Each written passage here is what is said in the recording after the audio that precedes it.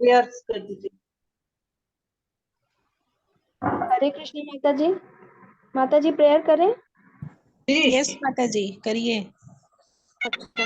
ओम नमो भगवते वासुदेवाय। ओम नमो ओम नमो भगवते वासुदेवाय। ओम नमो भगवते वासुदेवाय। ओम नमो भगवते वासुदेवाय। ओम नमो भगवते वासुदेवाय।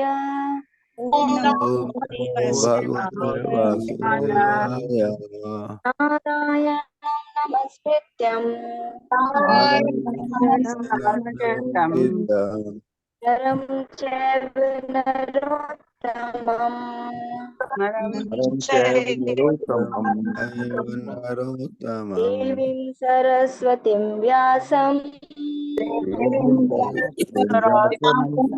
व्यासं ततो जयमुदीर्यते। ततो जयमुदीरये। नष्टप्रायेषु भद्रेषु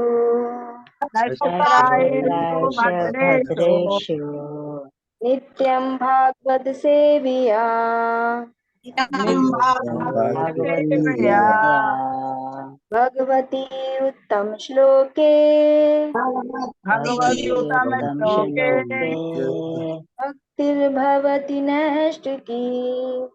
भवति नैष्टिकी।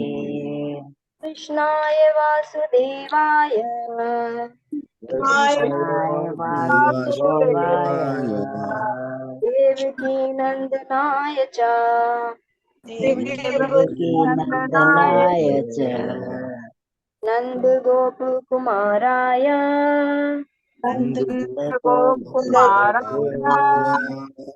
गोविंदाय नमो नमः। गोविन्दाय नमो नमः। मूकं करोति वाचालं रूपं करोति वाचालं पङ्गुं लङ्घयति गिरिं पङ्गुं गिरिं कृपातमः वन्दे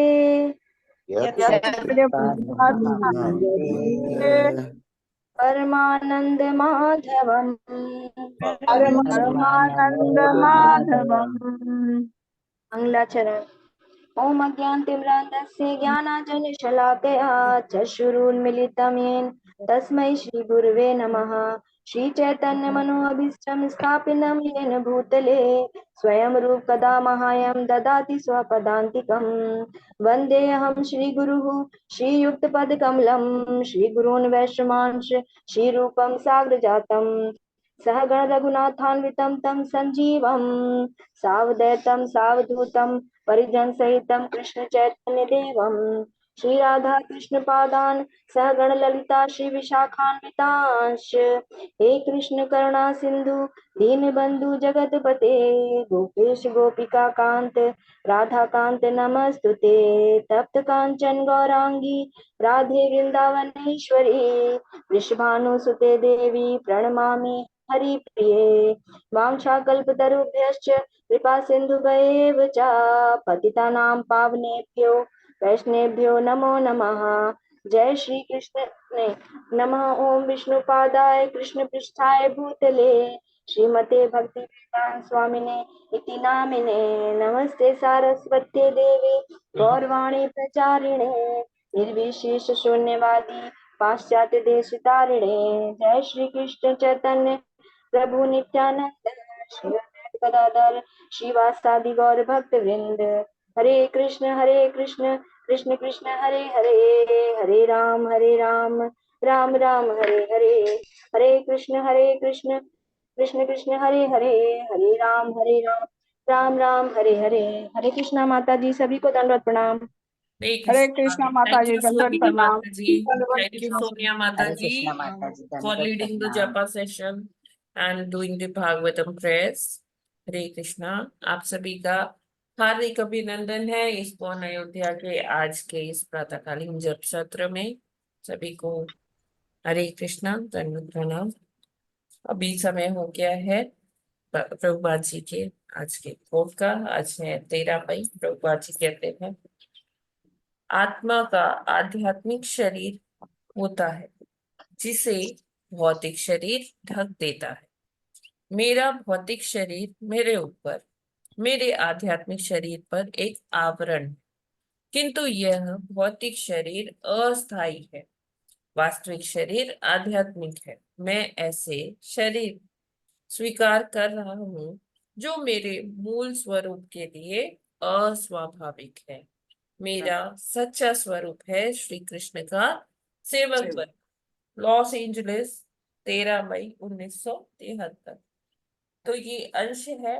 प्रभुपाद जी मॉर्निंग वॉक पर गए थे अपने शिष्यों के साथ, उनसे वार्तालाप कर रहे थे, उसी का ये एक अंश है।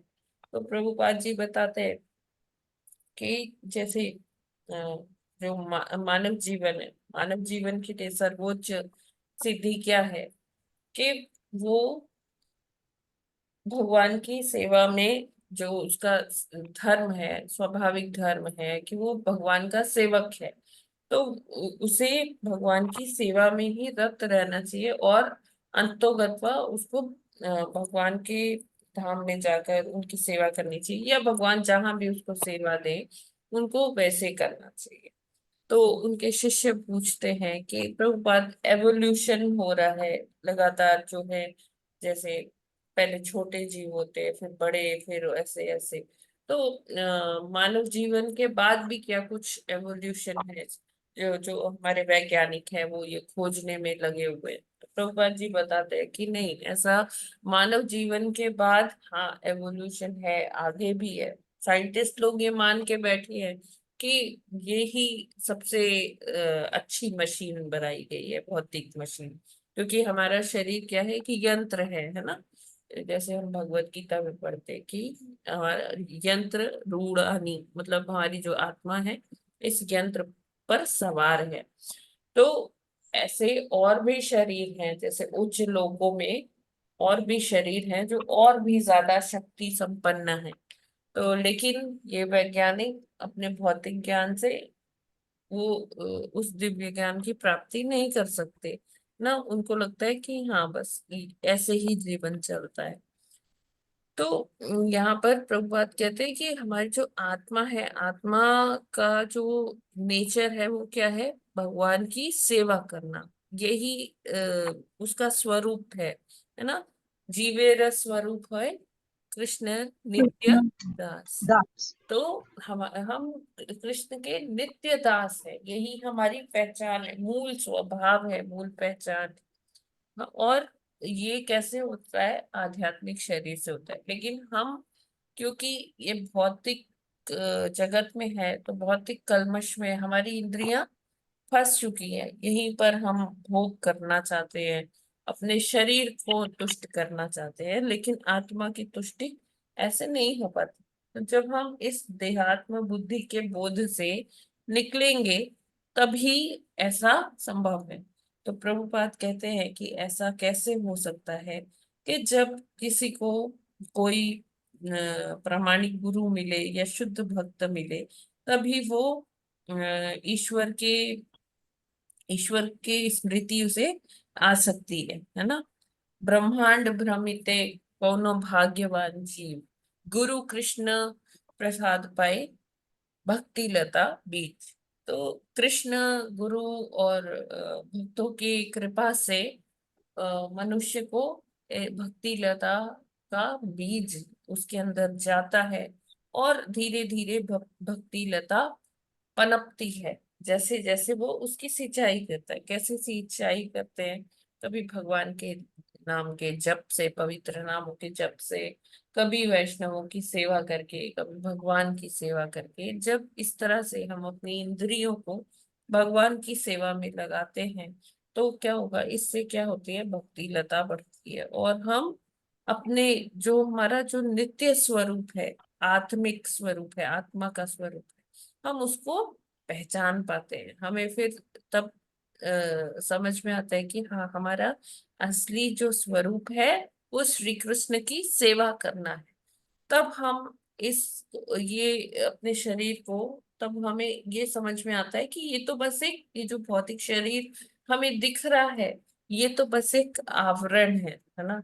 और फिर जब इससे, इस शरीर से आसक्ति हटती है, तब हम अ, भगवान की सेवा में, नित्य सेवा में प्रविष्ट हो सकते हैं।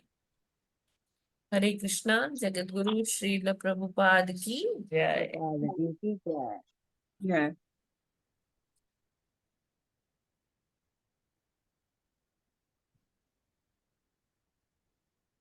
Okay, let's now move to Bhagavatam अध्ययन।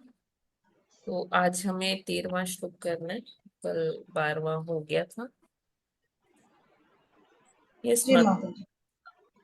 जी 13वां श्लोक। यदेन्द्रियोपरामोऽथ दृष्टात्मनि परे हरौ विलीयन्ते तदा क्लेशाः संसुप्तस्यैव कृत्स्नशः। हरे कृष्णा। हरे कृष्णा। यदेन्द्रियो परामो अथ द्रष्टात्मनि परे हरौ विलीयन्ते तदा क्लेशा संसुप्तस्यैव कृतस्नः। हरे कृष्णा। हरे कृष्णा। यतेन्द्रियोपरामोऽथ द्रष्टात्मनि परे हरो विलीयन्ते तदा क्लेशा संसुप्तस्यैव गतिस्मृशः। हरे कृष्णा।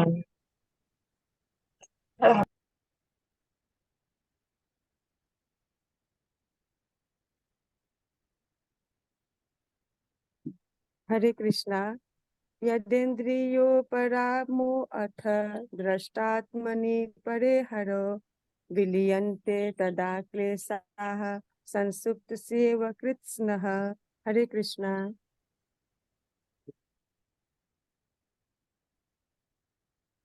हरे कृष्णा। हरे कृष्ण। यदेन्द्रियो परो परामूढ द्रष्टात्मनि परे हरो विलीयन्ते तदा क्लेशाः संस्तुप्त इस्य एव कृत्स्नशः। हरे कृष्ण। हरे कृष्णा। यदेन्द्रियो परामोऽथ दिष्ट्रात्मनि परे हरौ विलीयन्ते तदा क्लेशा संसुप्तस्यैव कृतस्नशः। हरे कृष्ण। माता जी दंडवत प्रणाम। सभी को को दंडवत, सभी को दंडवत प्रणाम। हरे कृष्णा। यदा इन्द्रिये उपरामथ द्रष्टात्मनि परे हरो विलीयन्ते तदा क्लेशा संसुप्तस्यैव कृत्स्नशः। हरे कृष्णा।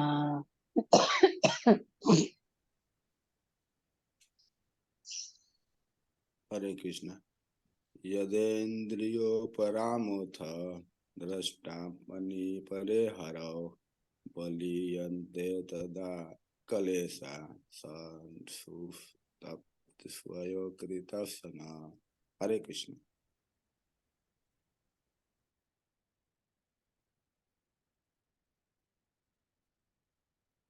जी, थैंक यू सो मच। शब्दार्थ, अनुवाद और तात्पर्य श्रील प्रभुपाद जी के द्वारा। श्रील प्रभुपाद जी की जय। शब्दार्थ, यदा जब, इंद्रियां, उपराम तृप्त, अथ इस प्रकार, दृष्ट आत्मनि दृष्टा या परमात्मा के प्रति, परे आध्यात्म में, हरि भगवान में, विलीयन्ते लीन हो जाती है, तदा उस समय, क्लेशा कष्ट, संसुप्तस्य गहरी नींद का भोग कर चुका व्यक्ति, इव सदृश, कृत्स्नश पूर्णतया।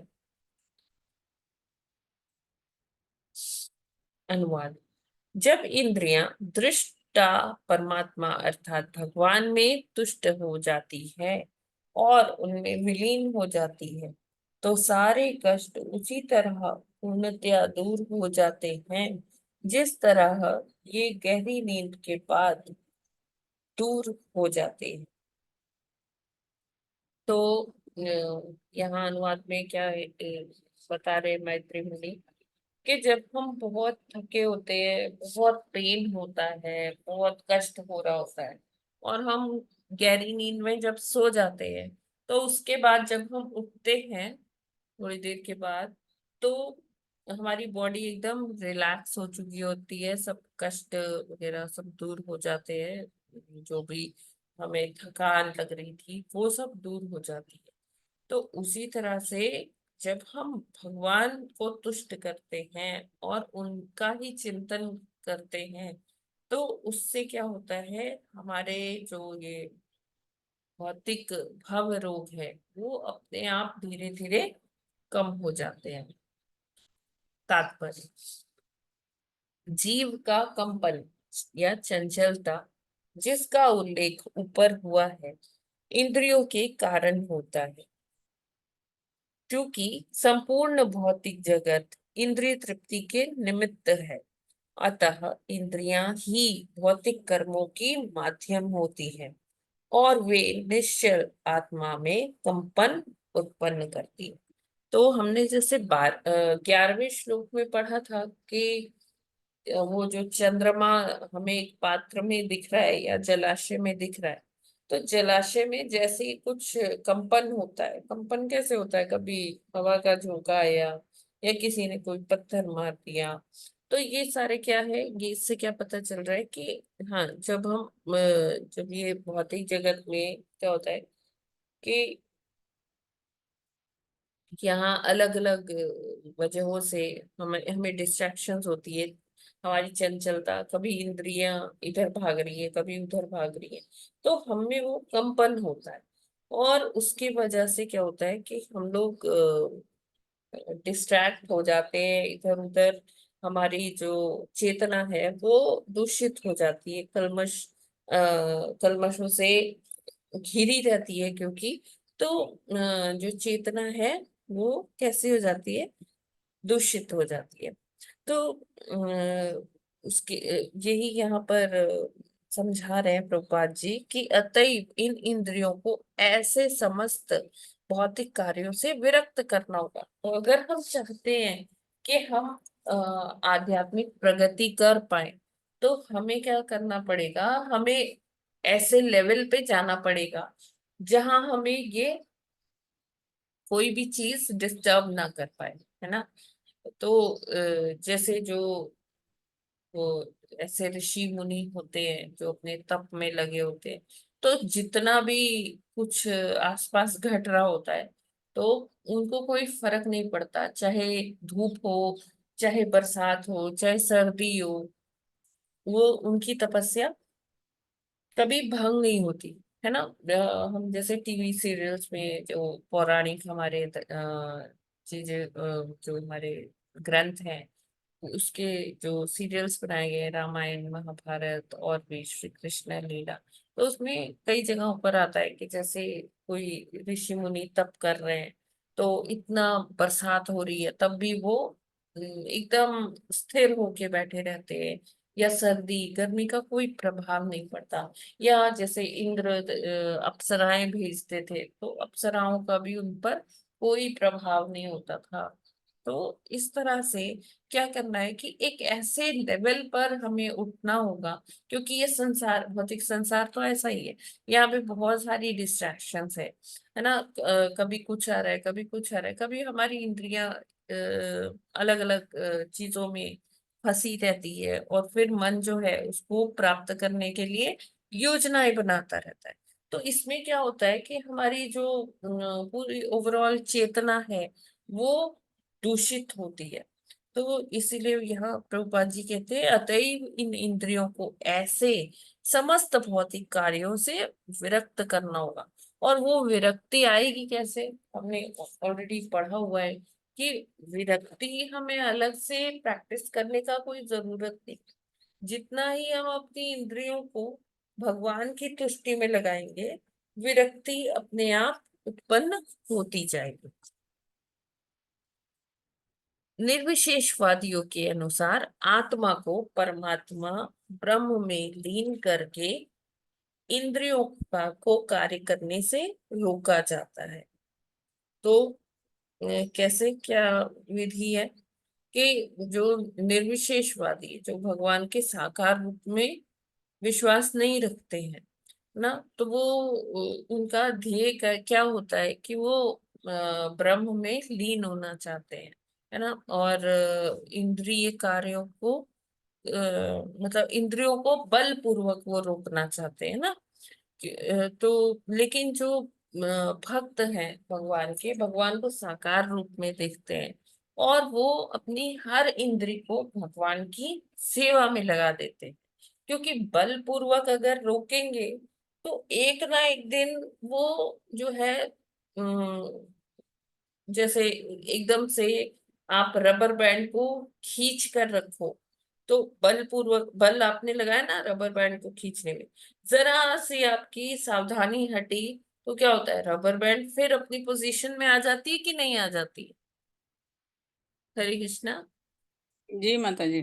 तो उसी तरह से अगर हम अपनी इंद्रियों को बलपूर्वक उसे रोकेंगे, तो जैसे ही उसको कभी कोई विषय वस्तु मिली तो वो तुरंत से उसमें लिप्त हो जाएगी, है ना, उससे आसक्त हो जाएगी। और हमने जितनी भी वो कठोर आसन किए हो या कठोर ध्यान किया हो, वो सब जो है वो हमारा मतलब वो विफल हो जाए। लेकिन अगर हम भक्ति योग में आते हैं, भक्ति का सहारा लेते हैं, तो उसमें हम अपनी इंद्रियों को बलपूर्वक नहीं रोकते, इंद्रियों को भगवान के कार्य में लगा रहे। तो दोनों ही दशाओं में, हाँ, दोनों ही दशाओं में ज्ञान के अनुशीलन द्वारा भौतिक क्षेत्र में इंद्रियों के कार्यों को रोकना चाहिए और संभव हो तो उन्हें भगवान की सेवा में लगाना चाहिए। इंद्रियों का स्वभाव दिव्य है, किंतु पदार्थ द्वारा कलुषित होने पर उनके कार्य दूषित होते हैं। कहते हैं ना, हमारी इंद्रियां कैसी हैं, चार दोष जो बताए गए हैं, उसमें सबसे पहला दोष क्या है इस मानव जीवन का, अपूर्ण इंद्रियां, है ना। इंद्रिया। तो जी। इंद्रियां वैसे आध्यात्मिक होती है, लेकिन ये भौतिक जगत में आके क्या होता है कि वो इन्फेक्टेड, कंटामिनेटेड हो जाती है, दूषित हो जाती है। तो हमें इंद्रियों को भव रोग से छुटकारा दिलाने के लिए उनका उपचार करना पड़ता है, उन्हें कार्य करने से रोकना नहीं होता, जैसा कि निर्विशेषवादियों का सुझाव है। तो निर्विशेषवादी क्या करते हैं, इंद्रियों को कार्य करने से रोकते हैं। जैसे वो लोग पहाड़ों पर चले जाएंगे, कंदराओं में बैठकर मुश्किल मुश्किल आसन करेंगे, है ना, कि ना हम ये भौतिक जगत की कुछ देखेंगे, है ना। वैसे अगर घर परिवार में रहेंगे, बढ़िया शहर में रहेंगे, तो अलग अलग चीजें देखेंगे और उनसे क्या होगा, इंद्रियां आसक्त होंगी। तो ना कुछ ऐसा देखो, बस वो कहते खाना पीना भी धीरे धीरे त्याग दो और अपनी इंद्रियों को इस तरह से कंट्रोल करो। लेकिन ये तरीका बहुत ही मुश्किल है, बहुत दुष्कर है ना। और वैसे भी कलयुग के लोगों के लिए जिनके बॉडी में भी इतनी स्ट्रेंथ नहीं है, मेंटली भी वो इतने टफ नहीं है, तो फिर उनके लिए बहुत मुश्किल है। ये कृत्रिम तरीका है। और जो हमारा नेचुरल तरीका क्या है कि भक्ति योग में क्या कहा जाता है कि हमें अपनी इंद्रियों को बिल्कुल भी रोकना नहीं है, सिर्फ भगवान की सेवा में लगा देना है। भगवत गीता 2 दशमलव दो दशमलव हाँ 59 में कहा गया है कि मनुष्य तभी सारा भौतिक कार्य बंद करता है जब वह किसी श्रेष्ठतर कार्य में लगने से तुष्ट होता है। चेतना स्वभावतः सक्रिय होती है और काम करने से उसे रोका नहीं जा सकता। उत्पाती बालक को कृत्रिम ढंग से रोकना वास्तविक उपचार नहीं है। उस बालक को किसी श्रेष्ठतर कार्य में लगाना चाहिए जिससे वह स्वतः उपद्रव करना बंद कर दे। तो इसको कैसे समझा रहे प्रभुपाद जी? जैसे एक बच्चा होता है, बहुत चंचल होता है, छोटा बच्चा ना, उसको इतना सही गलत का पता नहीं होता, तो वो उपद्रव करता रहता है, पूरे घर में घूमता रहता है, शैतानी करता रहता है। उसकी शरारतें इतनी बढ़ जाती है, कभी जो है घर वाले माँ बाप जो है परेशान हो जाते हैं। तो माता पिता उसको क्या कहते हैं कि कोई ऐसा खिलौना ला देते हैं कि चल भाई इसी में ही लगा रहे। या आजकल क्या होता है कि बच्चों को फोन पकड़ा दिया जाता है कि लो यूट्यूब में तुम देखो, कार्टून देखो। तो वो बच्चे फिर उसी में खुश रहते हैं और फिर कोई शरारत नहीं करते हैं। ऐसा होता है क्या? जी माता जी। है ना? तो जी माता जी। बच्चों को मतलब हमने उनको ऐसा नहीं है कि डंडा मारना है कि नहीं, अच्छा शरारती कर रहा है ना, उनको बलपूर्वक हमें नहीं रोकना है ना, कि कमरे में बंद कर दिया या पिटाई कर दी। तो उससे बढ़िया तरीका क्या है कि उनको एक हायर टेस्ट में लगा दिया जाए। उनको जो वो कर रहे हैं वो अपनी एनर्जी किसी और कार्य में, किसी और अच्छे कार्य में लगा दे। तो ऐसा क्या मतलब ऐसे बच्चों को जैसे इस तरह से प्रलोभन दिया जाता है कि हाँ ठीक है, ये नहीं तो ऐसा कर लो यहाँ पे। तो उसी तरह से हमें इंद्रियों को बलपूर्वक रोकना नहीं है, उनको किसी और हायर टेस्ट दे देना है, कोई ऐसा कार्य में इंद्रियों को लगा देना है जिससे कि वो जो निचले स्तर का जो स्वाद था, जो टेस्ट था, वो उसे भूल जाए और नए जो श्रेष्ठतर जो रस है उसमें वो अपने आप को इन्वॉल्व कर ले। उसी तरह इंद्रियों की उपद्रवी गतिविधियों उन्हें भगवान से संबंधित अच्छे कार्य में प्रवृत्त करते ही सॉरी करके ही रोका जा सकता है। जब आंख भगवान के सुंदर रूप को देखने, जीभ प्रसाद का आस्वादन करने, कान उनकी महिमा को सुनने, हाथ भगवान का मंदिर गुहारने, पांव उनके मंदिर तक जाने में व्यस्त रहेंगे, अर्थात जब सारी इंद्रियां विविध दिव्य कर्मों में लगी रहेंगी, तभी दिव्य इंद्रियां तृप्त हो सकेंगी और भौतिक कार्य से शाश्वत रूप से मुक्त हो जाएंगी। परमात्मा रूप में हर एक के हृदय के भीतर वास करने वाले या भौतिक सृष्टि से परे दिव्य जगत में स्थित रहने वाले पूर्ण पुरुषोत्तम भगवान ही हमारे सारे कार्यों के दृष्टा हैं। हमारे कार्यों को इस तरह से संतृप्त होना चाहिए कि भगवान हम पर कृपा दृष्टि डालें और हमें अपनी दिव्य सेवा में लगा लें। तभी इंद्रियां पूर्णतया तुष्ट हो सकती हैं और भौतिक आकर्षण द्वारा फिर कभी सताई नहीं जाएंगी। तो जैसे अम्बरीश महाराज भी कहते हैं कि हमें अपनी इंद्रियों को पूरी तरह से भगवान की सेवा में रत रखना चाहिए, क्योंकि फिर ऐसे जब इंद्रियों को ये हायर टेस्ट मिल जाएगा कि भगवान की सेवा करने के लिए, तो फिर वो और किधर भी भटकेगी ही नहीं, उसको और कोई विषय वस्तु अपने आप स्वतः ही दिखनी बंद हो जाएगी। और वो अगर दिखता भी है ना, जैसे पहले उसकी आसक्ति थी, तो वो फिर इंद्रियां यही उनको मतलब ऐसा रहेगा, ऐसी आदत हो जाएगी कि नहीं, मुझे तो इसमें इससे ज्यादा मजा आता है भगवान की सेवा में। ये मंदिर तक जाना, पाँव का उपयोग मंदिर तक जाने के लिए या भगवान के लिए नृत्य करने के लिए हो सकता है ना, हाथों का प्रयोग भगवान के लिए भोग बनाने के काम में आ सकता है, या मंदिर मार्जन करने के काम में लगाना चाहिए। उसी तरह से जीभ, आंख, नाक, कान सब भगवान की ही सेवा में लगे रहेंगे, तो क्या होगा, निश्चित ही वो जो है भगवान हम पर अपनी कृपा दृष्टि बनाएंगे।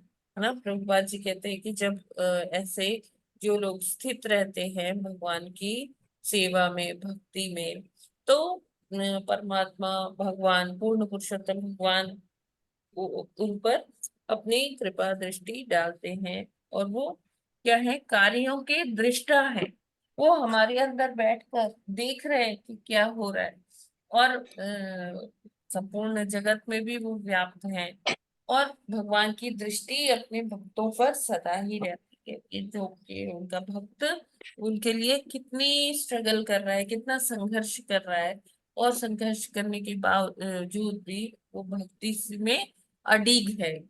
वो उसको कोई भी जो कंपन है इस भौतिक जगत के, उससे वो अपने को अछूता रख रहा है। उसको किसी और चीज में अभी कोई लालसा नहीं है, कोई डिस्ट्रैक्शन उसे परेशान नहीं कर पा रही है, कोई भी चीज उसे परेशान नहीं कर पा रही है, और वो भगवान की सेवा में रत है। तो ऐसे ही क्या होगा कि इंद्रियां जो है पूर्णता की ओर बढ़ेंगी। क्योंकि ऐसे तो भौतिक जगत में इंद्रियां क्या होती हैं, अपूर्ण इंद्रियां होती हैं ना।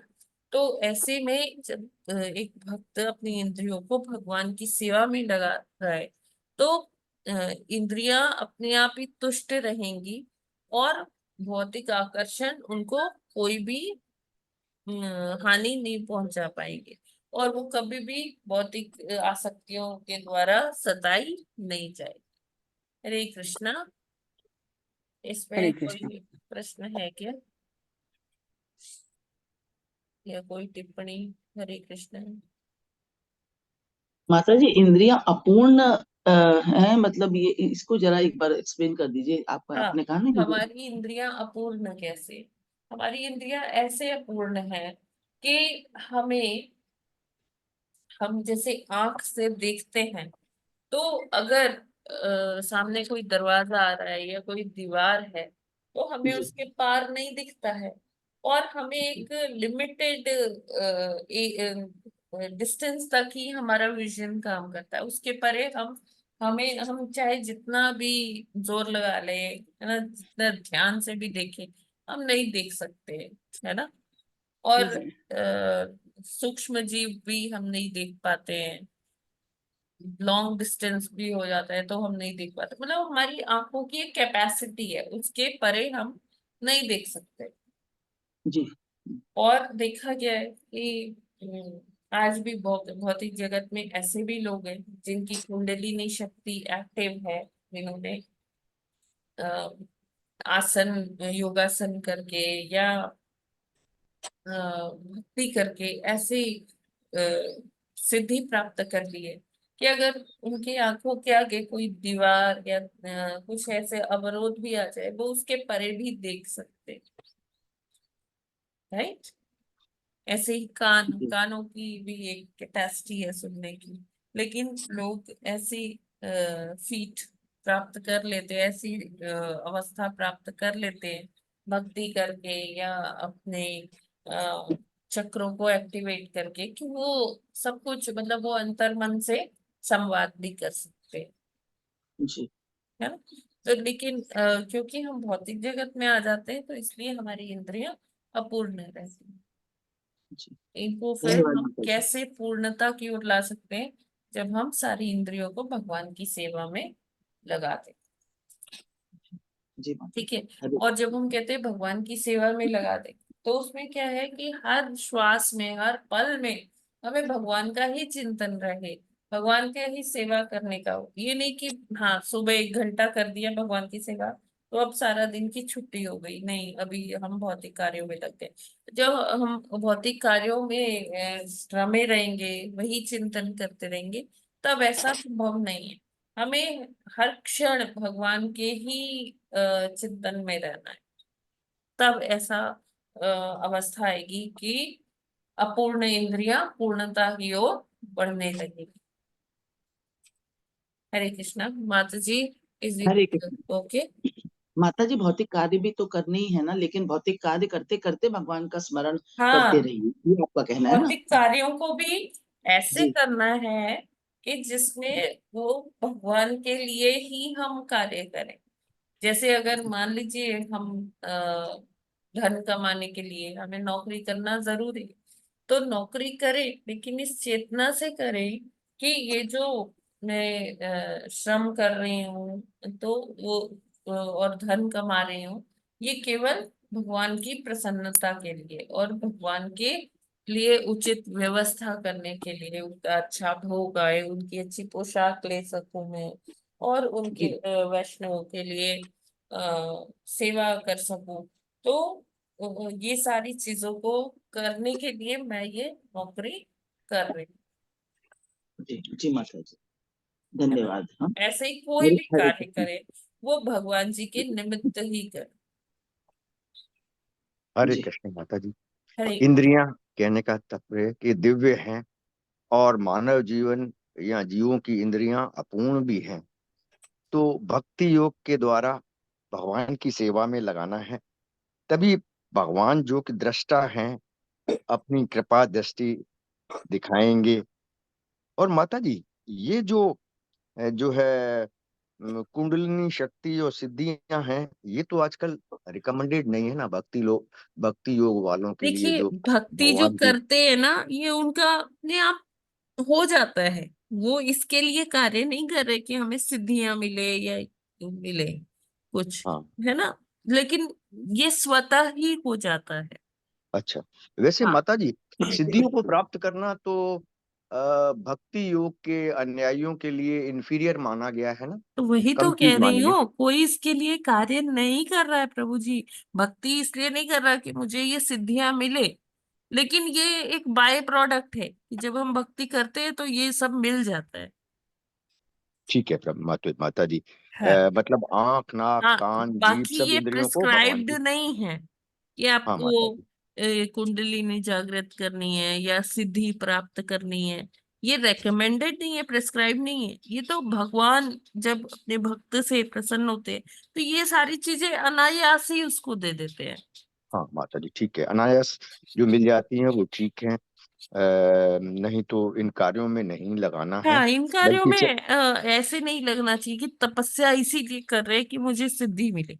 वो तो फिर आसुरी प्रवृत्ति हो गई, है ना। हाँ असुर माता लोग जी। यही तो किया करते थे कि हाँ, देवताओं सिद्धियां को प्राप्त। प्रसन्न कर लेते थे, हाँ, उनसे सिद्धियां प्राप्त कर लेते थे।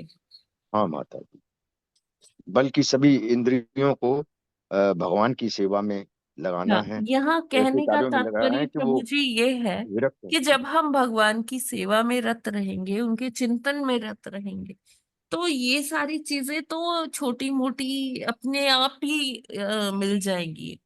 हाँ माता जी, ठीक है, वो ज्ञान अपने आप ही मिल जाता है भक्ति के यस, द्वारा। यस प्रभु जी। मिलने के इतना ही बाद भी करना है। इसका दुरुपयोग नहीं करना चाहिए, वो बहुत हाँ जी, इम्पोर्टेंट। हाँ माता जी, यस माता जी, बिल्कुल। तो हरे आसुरी पूर्व में प्रवृत्ति असुरों ने यही इसको थी दुरुपयोग कि किया है वो लोग सिद्धियों को। वो सिद्धियां मिल जाती थी और वो फिर इसका दुरुपयोग करते थे। कृष्ण हरे माता जी, कृष्ण। दंडवत प्रणाम माता जी। हरे कृष्ण। माता जी एक चीज बताऊं इस पे क्या, क्या माता जी? हरे कृष्ण। इस टॉपिक पे एक चीज बताऊं कि जो हाँ सिद्धियां हाँ, जो श्योर, प्राप्त हो क्यों नहीं। गई, गुरु महाराज जी के पास बहुत सी सिद्धियां थी। हाँ, अभी मुझे यही ध्यान आ रहा था। वही तो वो बताते, जैसे वो बता रहे हैं ना, वो ग्लोरिफिकेशन हो रहे हैं, बहुत से भक्त आके कर रहे हैं। हाँ हाँ, बिल्कुल। तो वो बता रहे कि गुरु महाराज जी के पास बहुत सी सिद्धियां थी, वो बताते नहीं थे। हाँ, और वो बहुत अच्छे माइंड रीडर थे। वो हाँ फेस रीडिंग बहुत अच्छी कर लेते थे। हाँ, क्या मन में चल रहा है उनको पहले से ही पता हाँ, हो जाता था। जी जी जी, जी जी बिल्कुल माता जी। माता जी। तो ये हरे कृष्ण। सारा भक्ति का ही हम कह सकते हैं, भक्ति से ही ये सारी चीजें अनायास मिल जाती हैं। ठीक है, हरे कृष्णा। आगे बढ़े क्या? अभी है टाइम। हरे कृष्ण माता जी। जी माता जी। हरे कृष्णा प्रभु जी। यस प्रभु जी। माता जी, ये दो वे हो गया, जैसे एक भक्तगण हो गए, एक निर्विशेषवादी हो गए। हाँ जी। तो भक्तगण जो होते हैं वो भगवान की तरफ डाइवर्ट कर देते हैं इंद्रियों को भगवान की हाँ सेवा में, और जी। उसे कंट्रोल करते हैं। निर्विशेषवादी उसको बाई फोर्स करते हैं। हाँ ये गलत काम है, नहीं करना है। तो भक्तगण जो भगवान की तरफ जब तक डाइवर्ट करेंगे, भगवान की जब तक कृपा पात्र बनेंगे तब तक तो इंद्रिय गलत काम करता ही रहेगा माता जी। क्या प्रभु जी, लास्ट सेंटेंस क्या बोला आपने? जब तक भगवान के कृपा दृष्टि नहीं होगा, जब तक उस स्थान पर नहीं पहुंचेंगे कि भगवान के कृपा पात्र बने, तब एग्जैक्टली तक तो तो इंद्रिय तब इसमें तक तो इंद्रिय प्रामाणिक गुरु का बहुत हाथ रहता है। कोई भक्त मिल जाता है ना। जैसे आज के हमने कोर्ट में भी देखा थे, प्रभुपाद जी जो बताते हैं, इसमें तो नहीं लिखा, ये तो छोटा सा अंश है। अगर आप वो पूरी मॉर्निंग वॉक का पूरा संदर्भ देखें तो प्रभुपाद जी यही कहते हैं कि किसी की भक्ति कैसे आगे बढ़ सकती है। ब्रह्मांड भ्रमिते कौनो भाग्यवान जीव, गुरु कृष्ण प्रसाद पाए भक्ति लता बीज। तो गुरु और कृष्ण की कृपा से ही हमें क्या मिलता है? भक्ति मिलती है। वो ही हमारे अंदर भक्ति लता का बीज बोते हैं। और उसको जब हम अच्छे से सींचेंगे, भगवान के पवित्र नामों का जप करके, कीर्तन करके, शास्त्र पढ़ के, वैष्णवों की सेवा करके, जब इस प्रकार से हम इस भक्ति लता के बीज को सींचेंगे, तभी भक्ति बढ़ेगी, आध्यात्मिक प्रगति होगी। जी माता जी, बट उसमें टाइम लगेगा, इमीडिएट तो होगा नहीं माता जी। इमीडिएट तो प्रभु जी कुछ नहीं होता, हमें धैर्य के साथ कार्य करना होता है। क्योंकि हमारे पुराने जन्मों के इतने गाढ़े संस्कार इम्प्रिंट है ना हमारी चित्त पर, कि वो हटाने के लिए हमें धीरे धीरे ये सतत जो है प्रक्रिया है। ये मतलब कंसिस्टेंटली हमें ये करते जाना है धैर्य पूर्वक, तभी जी हो माता जी। पाएगा चित्त का मार्जन, है ना, चेतो दर्पण मार्जन। जी माता जी, बट ज्ञान के द्वारा भी इंद्रियों को कंट्रोल किया जा सकता है ना माता जी? देखिए, ज्ञान योग के द्वारा किया जा सकता है, ज्ञान भी है, ध्यान भी है, सब है। लेकिन सबसे जो श्रेष्ठ इस कलयुग के लिए वो क्या है? भक्ति योग। और भक्ति योग केवल कलयुग ही नहीं, हर युग के लिए भक्ति योग इम्पोर्टेंट है।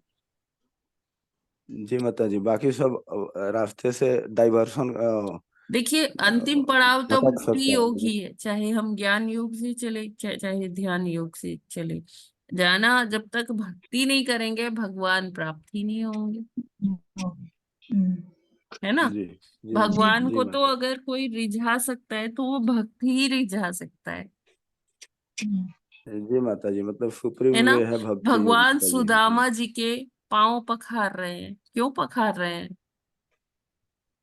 सुदामा अनन्य भक्त है। भक्त हैं, है ना। बिल्कुल। जी माता जी। तो भगवान गोपियों से रीझ जाते। गोपियों के पास क्या धन संपत्ति या ज्ञान क्या था? भक्ति थी, जी, है ना। प्रेमा भक्ति। तो जी भगवान अगर किसी से रीझते हैं, किसी के अगर कहते, भगवान भी अपने भक्तों के दास बन जाते हैं, है ना। बिल्कुल। क्यों? क्योंकि वो केवल और केवल भक्ति से रीझते हैं। कहते हैं ना कि जी भगवान के पास सब कुछ है, लेकिन उनको लगता है कि ये भक्त लोग ऐसा क्या आनंद पाते हैं कि ये मेरी भक्ति में लगे रहते हैं। इसीलिए कृष्ण श्री चैतन्य महाप्रभु के रूप में आए, कि वो देखना चाहते थे। वो कृष्ण का शरीर और श्रीमती राधा रानी का भाव लेके उत्पन्न हुए, आए, प्रकट हुए। और क्योंकि उनको ये देखना था कि भक्ति में ऐसा कौन सा आनंद मिलता है, क्या रस मिलता है, कि मेरे भक्त मुझे तो आनंद देते हैं, लेकिन उनको क्या मिलता है भक्ति करके। तो भक्ति ही वो शक्ति है जो भगवान को भी खींच लाती है, रिझा लेती है। भगवान भी अपने भक्तों के बिना फिर रह नहीं पाते। तो हम चाहे कोई भी योग का पालन करें, ज्ञान योग है, ध्यान योग, है ना, जो भी, तो उसमें जो अंतिम पड़ाव, जो हमें वहाँ लैडर, जो भक्ति लैडर होती है, उसका जो अंतिम पड़ाव वो भक्ति ही होता है, जी अगर माता हम जी। भगवान को प्राप्त करना चाहते हैं। नहीं तो अगर ब्रह्मलीन होना चाहते हैं वो, उसके लिए तो फिर कोई बात नहीं है। जी माता जी। ठीक है ना प्रभु जी? हरे कृष्णा। जी माता जी, भक्ति योगी सर्वश्रेष्ठ है माता जी। यस प्रभु जी।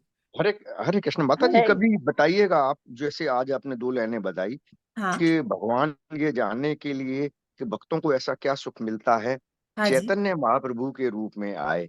हाँ तो ऐसा क्या देखा भगवान ने फिर चैतन्य महाप्रभु के रूप में कि चैतन्य महाप्रभु को कृष्ण का ही रूप मानते हैं? ये भी बड़ी बात है, क्योंकि वो पूजा भी तो कृष्ण भगवान की करते थे, हाँ। चैतन्य महाप्रभु। देखिए, तो मानते फिर ही नहीं है, वो है श्री कृष्ण है, स्वयं श्री कृष्ण है ना? वो कोई अच्छा माता जी, अवतार नहीं है, अच्छा वो वो स्वयं वो श्री कृष्ण है। अच्छा माता जी, ये मान लिया गया है ना, हाँ स्वयं श्री कृष्ण है, अवतार नहीं है वो। ठीक है माता जी। तो इनका इतना ग्रंथ मतलब डायरेक्ट जो हम लोग ग्रंथ पढ़ते हैं उसमें पता नहीं पड़ पाता ना, इसलिए मैंने पूछा। हाँ, नहीं एक्चुअली उनका वो ये छिन्न अवतार है। वो मतलब माता जी उनको कौन अगर सा कोई अवतार है?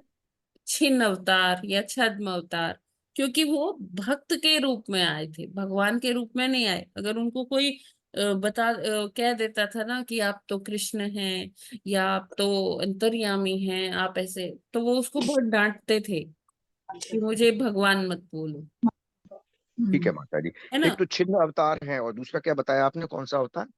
छिन्न अवतार, कहीं कहीं छद्म अवतार लिखा होता है। अच्छा, छद्म हाँ अवतार। हाँ, क्योंकि उन्होंने अपनी इस स्थिति को छुपा कर रखा हुआ था।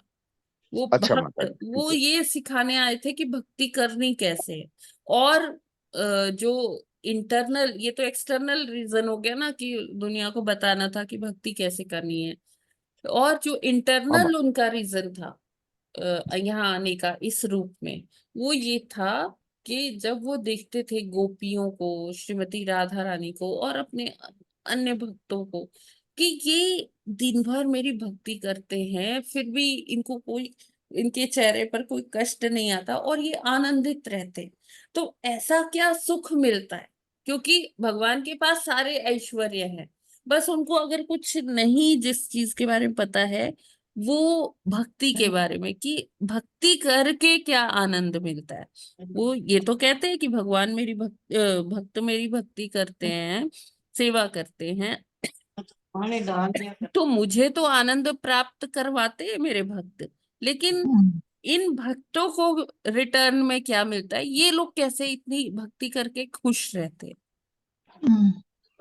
तो वो देखने के लिए जो श्री कृष्ण भगवान, वो फिर राधा रानी का भाव लेकर युगल यहाँ पर अवतार आए दिया थे, गया। युगल अवतार रूप में श्री कृष्ण चैतन्य महाप्रभु के रूप में आए।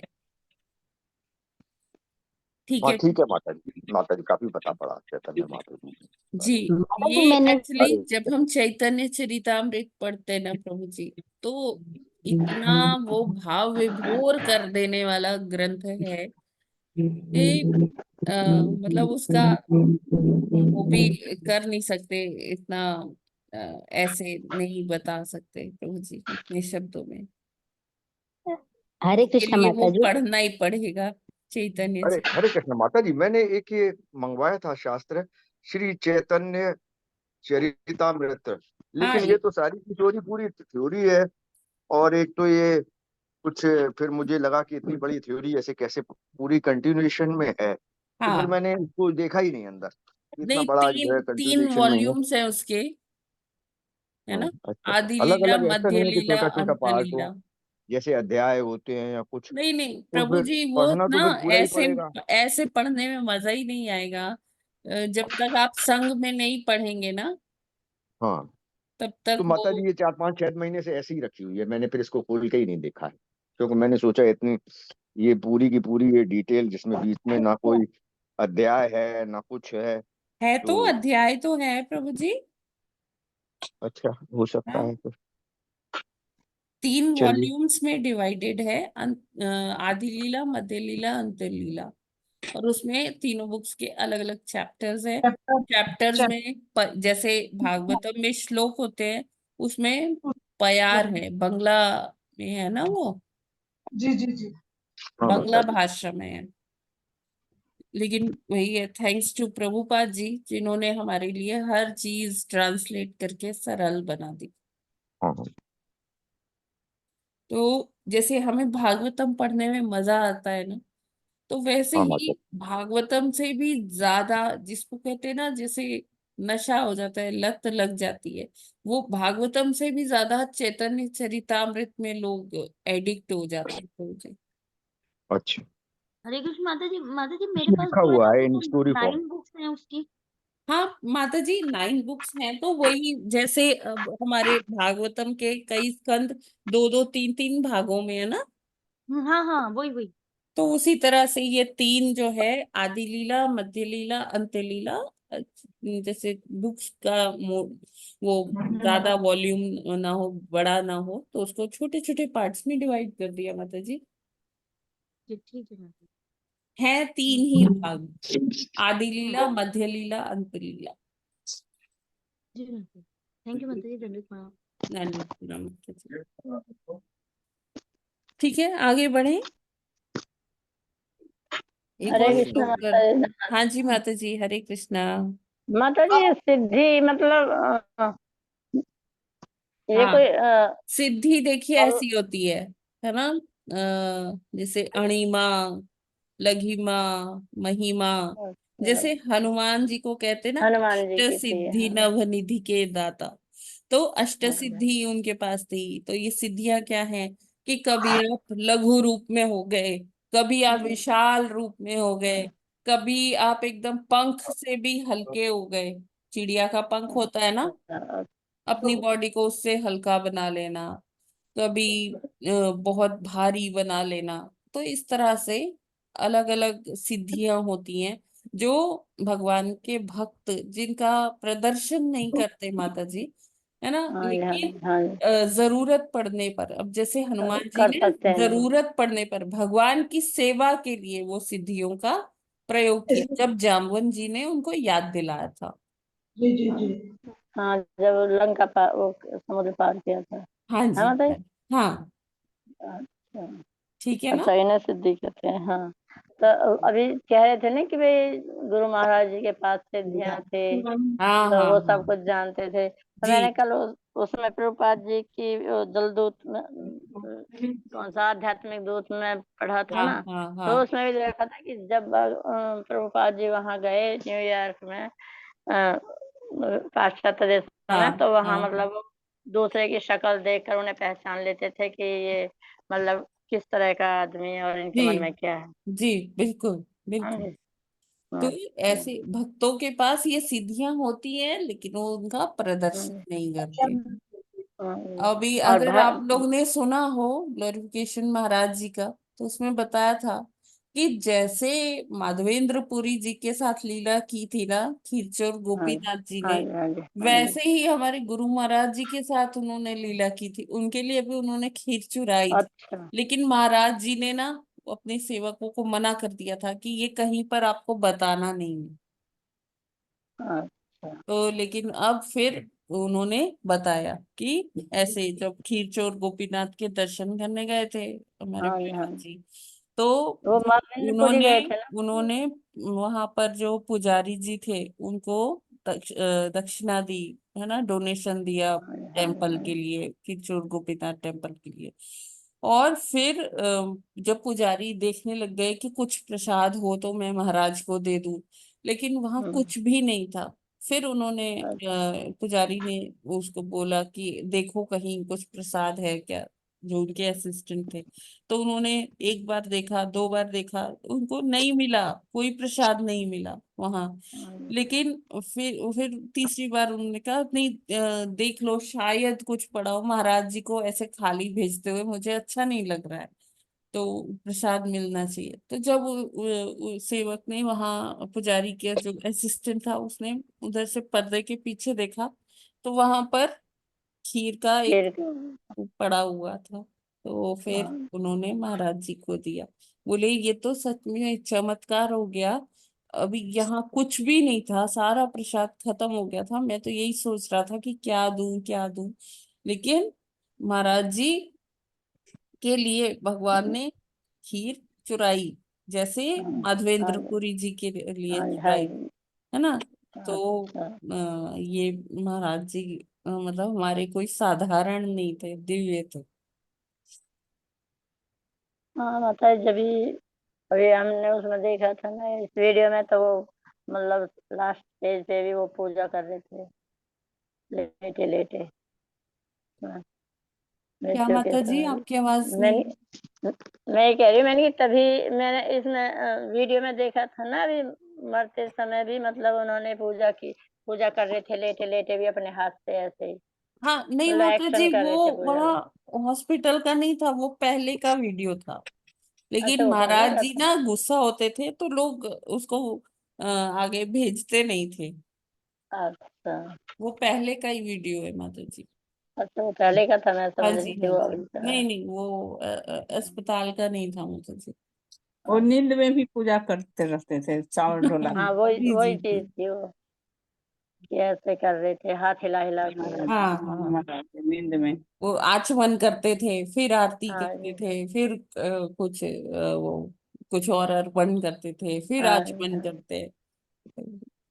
हमारे शुद्ध भक्ति के कारण ही तो प्रभुपाद जी को उन्होंने हाँ, भगवान के सामने, मतलब जब उसमें बैठे थे समुद्र में जल तो जहाज में, यही तब माता जी दौड़ा देखो, पड़ने पर यही फर्क है उन्हें नाव हमें चलाए। और हाँ जी उनमें, है ना। हम हाँ जी हाँ जी जैसे कोई कथा चल रही होती है तो हमें नींद हाँ जी हाँ आती है, या जी पूजा लंबी खिंच जाती है तो हमें नींद आती है, लेकिन हाँ महाराज को सही बात। नींद में भी हाँ महाराज जी यही सोचते हैं। यही हाँ दिव्यता के लक्षण है माता जी। हाँ जी। फिर काफी टाइम से थे, और उन्होंने महाराज जी ने मतलब दान दक्षिणा भी तो बहुत दी थी प्रभु जी को, अपने हाँ, सारे चेक ऐसे दे देते थे। 80,000 उनकी हाँ सैलरी थी माता जी। हाँ जी हाँ जी, वो और सारा सारी चेक की ऐसे सारी पकड़ा देते थे। प्रभुपाद जी को दे दिया करते थे। हाँ जी हाँ जी, ये भी मतलब माता जी देखो हिम्मत है, मतलब जो अपनी ना सोच के या सारी वो दे दे, ये भी ना सोचा कि भाई मेरे बच्चों का क्या होगा, हाँ है जी, ना। फिर फिर मतलब बाद में प्रभुपाद प्रभु जी जी उनको पाद जी देते ने थे, दिया। हाँ फिर प्रभुपाद हाँ जी उनको हाँ जी देते थे कि ये आपके हाँ जी लिए, आप अपने माता पिता के पास भी भेजिए। हाँ जी हाँ जी हाँ हाँ, वो कहते थे ना कि आपका खर्च कैसे चलेगा, कि आप हैं हाँ तो हाँ, सही, है ना माता जी। यस माता जी। तो इसके लिए भी मतलब मन भी है, शरीर भी है, और वाणी भी, मतलब सभी तरह से उन्होंने पूरी भागवतम छपवाना शुरू किया, है ना। जी बिल्कुल। तो अब तक भी वो यही काम करते रहे प्रभुपाद की कहने से, हम्म, किताबों को छपवाओ, किताबों को छपवाओ। यस माता जी। और हरे कोई कृष्ण प्रश्न है चैतन्य। किसी का? हरे कृष्ण माता जी। यस प्रभु जी। माता जी, ये गोपी लोग तो निर्वेशवादी भी नहीं थे, तो भक्त थे भगवान के, भक्ति योग से भगवान के। तो क्या हरे कृष्ण हरे रामा करते थे, कैसे पूजा करते थे भगवान का, ये इतने उच्च स्थान पे पहुंच गए। जैसे कि रसखान ने लिखा है कि शंकर से सूर्य जाहि भजे चतुरानन ध्यान धर्म बढ़ावे। तो हाँ, इतने बड़े भगवान को भी अहिर की छो हरिया छछिया भर छाछ पे छाछ नाच पे नचावे। नाच नचावे। जी। जी मतलब बहुत लंबा वृत्तांत है ये तो। हाँ हाँ तो हाँ उसका मैं निचोड़ यही बोल रहा हूँ शॉर्टकट में, कि जो को ब्रह्मा सब कोई जिसको पार न पाए, हाँ, उसको गोपियों में छछिया भर छाछ पे नाचना चाहिए। तो नाच किस टाइप की नचा भक्ति दिया। का लेवल था उनका, यस प्रभु उसके जी। बारे में थोड़ा डिस्क्राइब कीजिए माता जी प्लीज। तो यही है कि भगवान को प्रेम चाहिए। जो भक्त है भगवान के, अनन्य भक्त है, वो जैसे कोई ध्यान कर रहा है, ब्रह्मा जी ने ध्यान किया, तपस्या की, तब भी भगवान उनको बहुत थोड़ा सा समझ में आए, है ना। और जो गोपियां हैं, उनको कहा जाता है गोपियां तो मतलब बहुत सरल है, उनको न ज्ञान है न ध्यान है ना। बस वो कृष्ण की सेवा करना चाहती, कृष्ण के लिए वो कुछ भी कर सकती है। तो मतलब उनका बहुत सरलता है उनके जीवन में। बस उनका जो जीवन का मकसद है कृष्ण की सेवा है, कि कृष्ण की एक झलक प्राप्त हो जाए, कृष्ण के सेवा कर पाए। तो तो ऐसी उनकी जो भक्ति है उससे भगवान रीझ जाते हैं। और उनके लिए अब भगवान कोई छाछ के भूखे नहीं है। गोलोक धाम में बहुत छाछ है, मतलब बहुत ज्यादा, कोई अभाव नहीं है कि मक्खन नहीं है या छाछ नहीं है। भगवान दूसरे के घर जाते हैं, मक्खन चुराते हैं। अच्छा, और छाछ पीने के लिए गोपियां उनसे कहती है अच्छा एक बार और नाचो, फिर चिल्लाएं, फिर आपको छाछ पिलाएंगे। तो भगवान नाचते हैं कि अच्छा ठीक है, मैं थोड़ा सा और नाच रहा हूँ, तुम मुझे छाछ पिला दे। वो क्यों नाच रहे हैं? वो अपने भक्तों को आनंद देने के लिए नाच रहे हैं कि हाँ, मेरे भक्त मेरे लिए दिन भर चिंतन करते रहते हैं, तो जिससे उनको खुशी प्राप्त हो तो मैं वो कर लेता हूँ। तो भगवान एक ग्लास, एक घूंट छाछ के लिए इतना कर रहे हैं, भक्तों का को आनंद प्रदान करने के लिए कर रहे हैं। तो जो शेष जी को, महेश है ना, शेष महेश गणेश, ये समय से सभी गुण हाँ, गावे। तो वो सारे जो है कर रहे हैं, लेकिन गोपियों का भाव अनन्य भाव है। तो भगवान उनके लिए, अपने भक्तों के लिए बिक जाते हैं, उनके दास बन जाते हैं। क्यों? क्योंकि वो भक्ति से वो रीझ गए हैं, है ना। जी माता जी, जी माता हाँ जी। तो इसमें देखो द्वारिका में जब प्रभु जी को भगवान कृष्ण जी को दर्द हुआ था सिर में, तो उन्होंने कहा कि मुझे मेरी धूल मतलब धूल हाँ दे दो मुझे अपने पैरों की, तो मेरा सिर दर्द ठीक हो जी जाएगा। जी जी। तो यहाँ तक कि उन्होंने भी मतलब नारद जी ने भी नहीं दिया था कि नहीं नरक मिलेगा, कि रुक्मणी वगैरह सभी रानियों ने मना कर दिया था कि नहीं हमें नरक में नहीं जाना। हाँ, तो फिर वो उन्होंने कहा कि तुम शिव ना जी ने वृंदावन मना कर जाओ, दिया था। है ना। हाँ जी, फिर उन्होंने कहा वृंदावन जाओ और वहाँ गोपियों की धूल लेके आओ। तब जी वो वहां गए कि ऐसा क्या है जो गोपियों की धूल लेके आए। हाँ तब नारद जी वहां गए तो उन्होंने कहा अरे तुम तो धूल की बात करे, हम तो प्राण दे देंगे भगवान के लिए, कृष्ण जी के लिए। तो उन्होंने के बोरी भर दी अपनी अपने पैरों की झाड़ झाड़ के हाँ, तो तब उन्होंने कहा उन्होंने वो नरक ला क्या के दिया चीज तो वो है, तो ठीक हम हो तो गया। कहीं हाँ भी जी, चले जाएं हाँ जी, हम अगर तो कहीं भी भगवान चले को जाएं। खुशी मिलती है। जी हाँ जी, बिल्कुल तब माता जी, उन्होंने दिया। बहुत सुंदर। हाँ ना। तो देखो पत्नियों ने भी मना कर दिया कि नहीं हम नरक के भागी बन जाएंगे, हाँ जी भगवान को धूल लगाएंगे तो अपने पैर की। तो गोपियों ने तो बस एक बार कहा और सभी वहां आकर अपने पैर झाड़ने लगी, सबने अपनी धूल दी यस। और तब उनका सिर का दर्द ठीक हो गया। और फिर राधा जी आई तो राधा ने अपने पैर की वो मिट्टी हटा के फिर उनके माथे से लगाई, तो एकदम ठीक हो गया। अगर हम तो नरक तो क्या, हम तो कहीं भी जाने के लिए तैयार है। जी माता जी, बहुत हाँ, सुंदर। तो हरे कृष्ण माता ठीक है, जी। हरे कृष्णा। और कोई प्रश्न या टिप्पणी? नहीं तो फिर हम यहीं पर विराम करते हैं। ओके।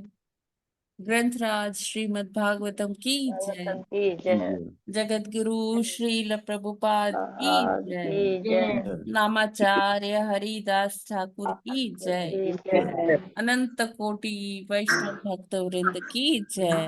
जय। वांछा कल्पतरुभ्यश्च कृपा सिंधुभ्य एव च पतितानां पतितानां पावनेभ्यो पावनेभ्यो वैष्णवेभ्यो नमो वैष्णवेभ्यो नमो नमः। नमः। हरे कृष्णा, हरे सबको कृष्ण दंडवत माता जी, प्रणाम। दंडवत प्रणाम। हरे कृष्णा माता जी, दंडवत हरे कृष्ण माता जी, सब दंडवत प्रणाम। सभी माता जी और सभी माता जी और सभी प्रभु जी को दंडवत